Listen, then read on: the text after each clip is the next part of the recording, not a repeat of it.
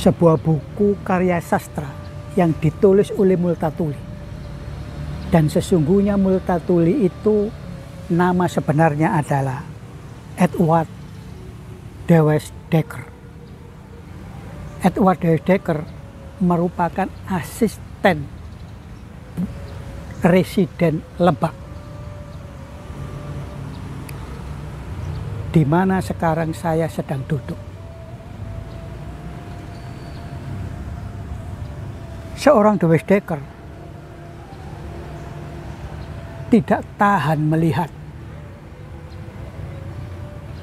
penerapan sistem tanam paksa khususnya di daerah Lebak. Banyak rakyat yang tertindas, dan penindasan itu bukan hanya oleh orang kolonial saja, tetapi oleh penguasa pribumi. Rakyat ditindas dengan kekuasaannya itu. Edward Dewes Dekker menjadi asisten residen Bupati Lebak. Asisten residen atau kalau sekarang bupati, hanya selama 84 hari. Tidak sampai 3 bulan dia menjabat. Dan dia tidak tahan karena laporan tentang penderitaan rakyat khususnya di Lebak tidak ditanggapi oleh atasannya, bahkan oleh Gubernur Jenderal.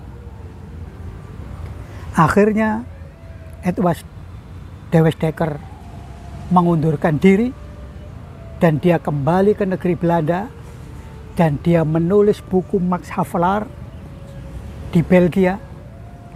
Dan tatkala buku Max Havelaar ini diterbitkan untuk pertama kali tahun 1860-an, negeri Belanda terguncang. Karena selama ini laporan palsu dari pejabat-pejabat kolonial maupun pejabat-pejabat pribumi yang memanipulasi data seakan-akan penduduk di negeri ini makmur. Dengan sebuah permisalan, negeri Belanda yang menikmati hasil tanam paksa begitu makmurnya, apalagi negeri yang menyumbang devisa atau harta, pasti akan makmur.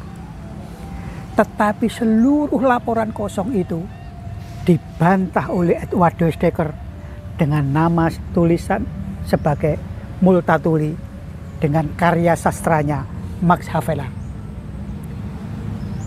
Dengan tulisan ini, parlemen negeri Belanda terguncang dan hati nurani yang tidak terpaku oleh darah.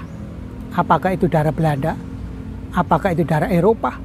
Apakah itu darah bangsa Indonesia sendiri?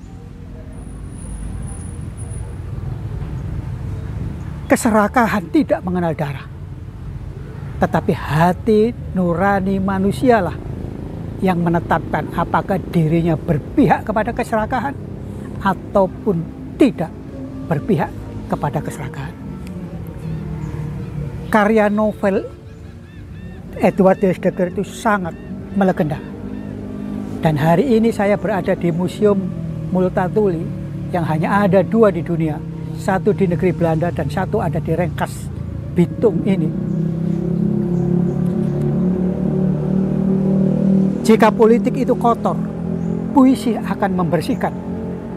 Jika politik bengkok, sastra akan meluruskan. Begitu kata-kata John F. Kennedy.